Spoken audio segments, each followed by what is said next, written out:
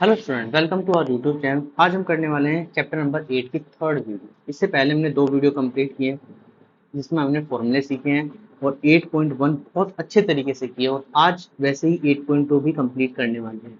तो उम्मीद करता हूँ आपने पहली दो वीडियोस देखी होंगी जिसमें बहुत कुछ आपको सीखने को मिलेगा और बहुत अच्छे तरीके से आपको सीखने की चीज़ें मिलेंगी। तो स्टार्ट करते हैं 8.2 के बारे में। तो क्या कहता है 8.2?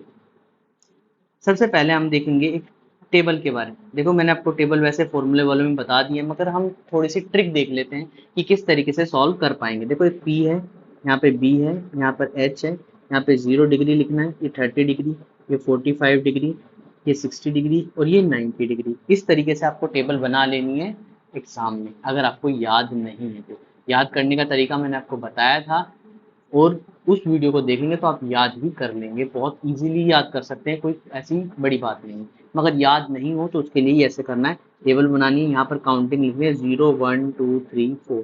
एक बार रिवर्स काउंटिंग लिखनी है 0 1 2 3 4 और एच में 4 4 4 4 लिख देना है। अब कोई वैल्यू पूछिए, सपोज करो सेक 30 डिग्री के बारे में पूछा है।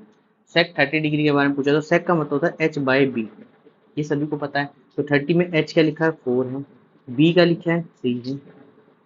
अब इनके ऊपर क्या लगाना है, रूट लगाना है और सॉल्व कर देना है। अगर ये सॉल्व होते हैं तो ये 2 और ये नीचे वाला सॉल्व नहीं होगा, इसकी जो वैल्यू आएगी वो इतनी आ जाएगी। तो ये एक तरीका है करने का।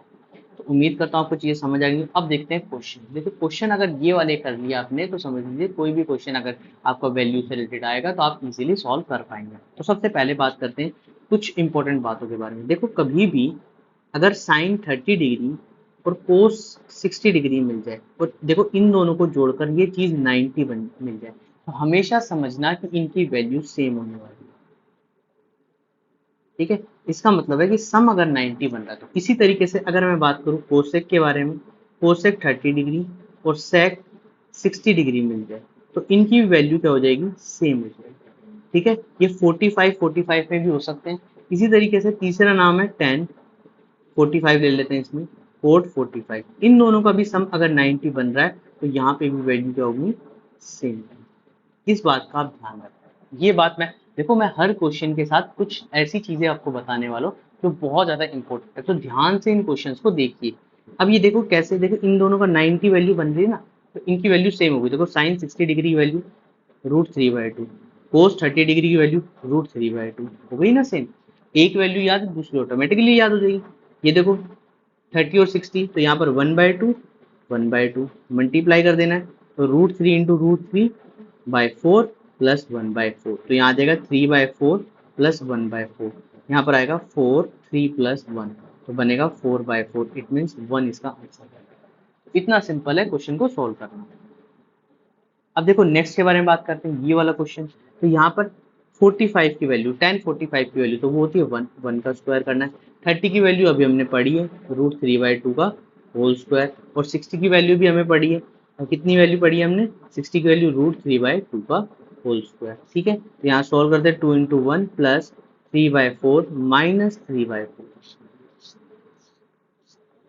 दोनों सेम है, कैंसिल हो जाएंगे, आंसर 2 बचेगा। इतना सिंपल है, नहीं तो ऑटोमेटिकली ध्यान आ जाएगा यार 30 60 बन रहे और माइनस में है। माइनस में है तो इसलिए समझ जाना है कि भाई वैल्यू में ये दोनों सेम होने वाली हैं और सेम है तो कैंसिल आउट हो जाएंगी। इस बात का जरा ध्यान रखना है।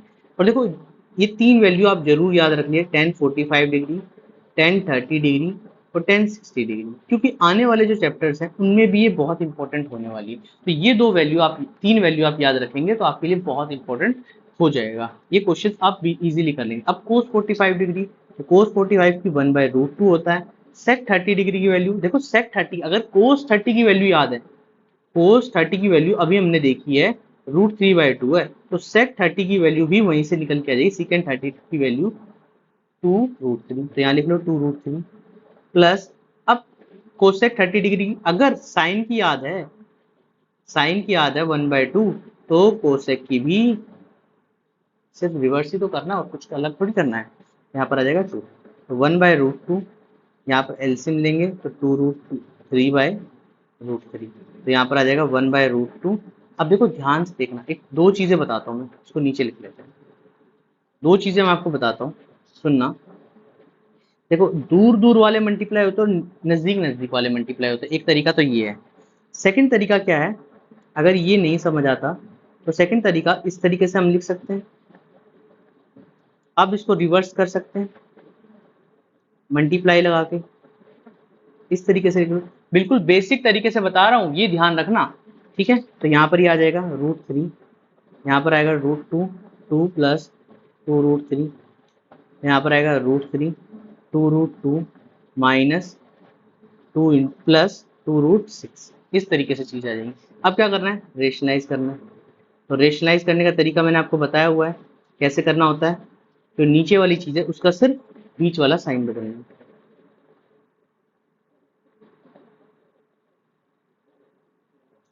ठीक है, ये साइन बदल देंगे।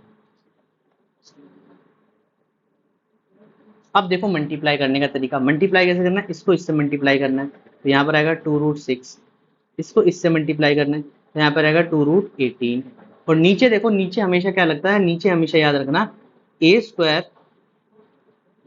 माइनस b² का फॉर्मूला होता है, a² माइनस b² का जो होता है a प्लस बी और a माइनस बी, और यही चीज हमें बन रही है a plus B a minus B. तो यहाँ पर ये चीज आ जाएगी 2√2 का होल स्क्वायर माइनस 2√6 का होल स्क्वायर, ठीक है, इस तरीके से चीजें बन जाएंगी। अब ध्यान से देखो, क्या इस 18 को मैं सॉल्व कर सकता हूँ, 3 × 3 × 2 लिख सकता हूँ, और नीचे वाले देखो कैसे मल्टीप्लाई होते हैं, 2√2 2√2, तो रूट वाले आपस में मल्टीप्लाई हो जाते हैं, तो इनमें से दो में से एक बाहर आ जाता है और आगे आगे वाले अपने आप मल्टीप्लाई हो जाते हैं। यहाँ 8 आ जाएगा और यहाँ पर कितना आएगा 4 × 6, -2 कॉमन ले लेते हैं ऊपर से, तो यहाँ पर क्या बचेगा, या एक स्टेप और लिख लेते हैं, 2√6 माइनस 6√2 बटे में 8 माइनस 24, ठीक है, -2 कॉमन ले लो, अब तो यहाँ आ जाएगा 3√2 माइनस √6 बटे में -16, ये इससे कैंसिल, आंसर हमारे सामने 3√2 माइनस √6 बाय ये बन जाएगा। तो इस तरीके से क्वेश्चन को सॉल्व करना है। उम्मीद करता हूँ आपको चीज़ें समझ आ रही होंगी। बिल्कुल बेसिक तरीके से हम क्वेश्चन को सॉल्व कर रहे हैं, बिल्कुल बेसिक तरीके से, जिस तरीके से क्वेश्चन आ रहे हैं। अब इससे इजी कोई भी तरीका नहीं हो सकता। तो यहाँ पर देखो क्या है, sin 30 डिग्री, तो अब बार बार वैल्यू याद रखने की जरूरत नहीं होगी क्योंकि आपको याद हो चुकी होगी। यहाँ पर 1 है और यहाँ पर -2√3 है। अब सेक देखो, अगर ये याद है तो ये बिल्कुल इजीली याद हो जाएगा। मैंने बताया था इन दोनों का सम 90 है, तो इसका मतलब इसकी वैल्यू भी यही होगी। इन दोनों को देखो 90 बन रहा है, इन दोनों की वैल्यू सेम होगी, इन दोनों में 90 बन रहा है, इनकी वैल्यू सेम होगी, तो बस इजीली क्वेश्चन खत्म हो जाएगा। 1 प्लस एलसीएम ले लेते हैं सबसे पहले, तो यहाँ पर आएगा 2√3, यहाँ पर किसकी कमी है, √3 की, यहाँ पर किसकी कमी है, दोनों की कमी है, यहाँ पर किसकी कमी है, यहाँ पर सिर्फ 2 की कमी है, तो 4 आ जाएगा। ऐसे 2 मल्टीप्लाई हो जाएगा ऊपर नीचे। इतनी बात समझ आ गई है। ऐसे ही नीचे यहाँ पर किसकी कमी है, 4 प्लस √3 प्लस यहाँ पर कमी है 2√3 की, ठीक है। अब मैं करके नहीं दिखा रहा, बस डायरेक्ट क्या कर रहा हूँ, इन दोनों को कैंसिल कर रहा हूँ, क्योंकि जब फ्रैक्शन में आएंगे, डिवाइड में आएंगे और बाद में मल्टीप्लाई में पहुंचेंगे तो ये दोनों आपस में कट जाएंगे, ठीक है। अब यहाँ पर देखो, ये सॉल्व करके बनेगा 3√3 -4 और नीचे बनेगा 4 प्लस 3√3। अब इसको कैंसिल मत कर देना, ये गलती मत कर देना कि भाई कैंसिल कर दे, सेम पर माइनस का फर्क है इसमें। तो अब रेशनलाइज करो, रेशनलाइज करो, तो रेशनलाइज कितना कैसे होगा, तो यहाँ पर आएगा 4 - 3√3, 4 - 3√3, ठीक है। अब देखो ये दोनों सेम हैं, बस माइनस का फर्क है। अगर मैं माइनस आगे वाले में से कॉमन ले लूं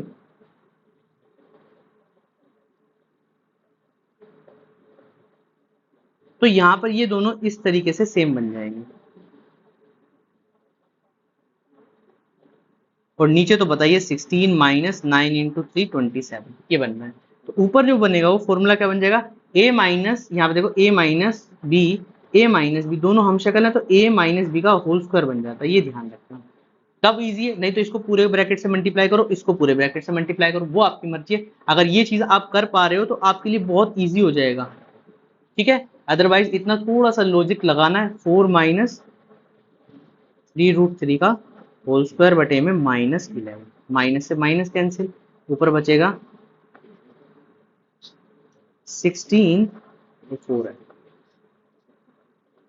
16 + 27 - 24 √3। तो यहाँ पर आ जाएगा 43 माइनस 24√3/11। ये हमारा फाइनल आंसर आ जाएगा। तो उम्मीद कर रहा हूँ आपको चीजें समझ आ रही हूँ। अब देखो ध्यान से क्वेश्चन पे। नेक्स्ट क्वेश्चन क्या कहता है, वही आ गया, कोस 60 और 30 दोनों दे रखे हैं, दोनों हमारे सामने। तो सिंपल तरीका, एक वैल्यू पुट करो, इजीली आ जाएगी वैल्यू। तो यहाँ पर आएगा 5 इंटू 60 की वैल्यू कितनी होती है 1/2 का होल स्क्वायर, ठीक है। 4 इंटू यहाँ पर आती है 2√3 का होल स्क्वायर माइनस 1 का स्क्वायर। ये वैल्यू आपको याद होनी चाहिए, ठीक है। यहाँ पर आएगा 1/2 का स्क्वायर प्लस, देखो मैंने इतने इजी तरीके से आपको बता दिया है कि आप अगर एक दो वैल्यू में साइन याद हो गया, कोस याद हो गया, तो इजीली सेक और कोसेक याद हो जाएंगे, और वो दोनों याद हो गए तो समझ लीजिए टेन और कोट याद हो जाएगा। बस इतना करना है, ठीक है। कुछ अलग भी नहीं करना कि अलग करने जाओ, ठीक है। यहाँ पर आएगा √3/2 का होल स्क्वायर, ठीक है। तो ऊपर आएगा 5 इंटू 1/4 प्लस 4 इंटू 4/3 माइनस 1, ठीक है। अब डिवाइड में कितना आएगा 1/4 प्लस 3/4, ठीक है। सॉल्व करते हैं, 5/4 प्लस 16/3 माइनस 1, और ये बन जाएगा 1 प्लस 3/4। ये कैंसिल आउट हो जाएंगे क्योंकि 4 प्लस 4 बन जाएगा। ऊपर 12 एलसीएम लेंगे, यहाँ पर बनेगा 12 बनाने के लिए 3, 15 प्लस 64 माइनस 12। तो यहाँ पर ये सॉल्व करूंगा तो बनेगा 52 प्लस 15, तो बनेगा 67/12। इस तरीके से हम सॉल्व कर पाएंगे। उम्मीद करता हूँ आपको पांचों क्वेश्चन समझ आ गए होंगे। पांचों क्वेश्चन समझ आ गए हैं तो अब देखो ये जो ऑब्जेक्ट, ये एमसीक्यू वाले जो क्वेश्चन है ये आपको इजीली सॉल्व हो जाएंगे। देखो कैसे सॉल्व होंगे। अब जब आप नेक्स्ट क्लास में जाओगे तो इसका फॉर्मूला है, ये ध्यान रखना, इसका फॉर्मूला है, ये फॉर्मूला है, मगर अभी वो लगाना नहीं है। अभी सिर्फ 10, 30 की वैल्यू याद होनी चाहिए। तो यहाँ पर क्या रहेगा 2 इंटू 1/√3 बटे में 1 प्लस 1/√3 का होल स्क्वायर। सॉल्व करेंगे तो 2√3 आएगा बटे में यहाँ पर आएगा √3 प्लस 1, क्या सही लिखा है, √3 नहीं आएगा, यहाँ पर आएगा प्लस 1 1/3, ठीक है। तो यहाँ बन जाएगा 2√3 बटे में 3 प्लस 1/3। अब क्या करना है, नजदीक नजदीक वाले मल्टीप्लाई करने हैं और दूर दूर वाले मल्टीप्लाई करने हैं, या रेसिप्रोकल समझ लो। तो यहाँ पर बनेगा 6 √3 इंटू 4, ठीक है। या इसको थोड़ा सा और अच्छे से लिख लेते हैं यहाँ पर 2√3, ताकि आपको समझ आ जाए 3/4 डायरेक्ट लिख सकता हूँ।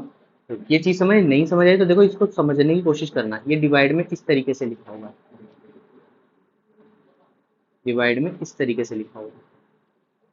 तो जब मल्टीप्लाई में तो क्या हो जाते हैं, रेसिप्रोकल हो जाते हैं। ये से 2 कैंसिल, इससे ये कैंसिल। ये समझ आया कैसे कैंसिल आया, ये √3 कैसे बना। देखो मैं समझाने की कोशिश करता हूँ। देखो यहाँ पर क्या था, 3/√3 था, और मैंने बताया था कभी भी हम √3 नीचे नहीं रखते हैं, तो रेशनलाइज करते हैं। तो यहाँ आएगा 3√3/3, ये 3 से 3 कैंसिल। बस इतनी चीज करनी है, ठीक है। तो अब ऑप्शन देख लो, क्या इसकी वैल्यू है, बिल्कुल इसकी वैल्यू है। इसकी वैल्यू नहीं है, इसकी वैल्यू नहीं है, और इसकी भी वैल्यू नहीं, ठीक है। नेक्स्ट पार्ट करते हैं 1045। तो 1 माइनस 1 1 प्लस 1, तो आज 0/1। Option number D is the correct answer, ठीक है। यहाँ पर क्या करना, यहाँ पर पुट करनी है। देखो ये sin 2a इक्वल टू में 2 sin a is 2 when a is 0, तो मैंने बता ही दिया 0, ठीक है। मगर आप सोचना समझना, 2 इंटू 0 इक्वल टू में 2 इंटू में साइन 0। तो यहाँ आएगा 2 साइन 0, और यहाँ आएगा 2 साइन 0। तो साइन 0 की वैल्यू 0 होती है, और यहाँ पर 2 इंटू 0 का मतलब 0 आ जाएगा।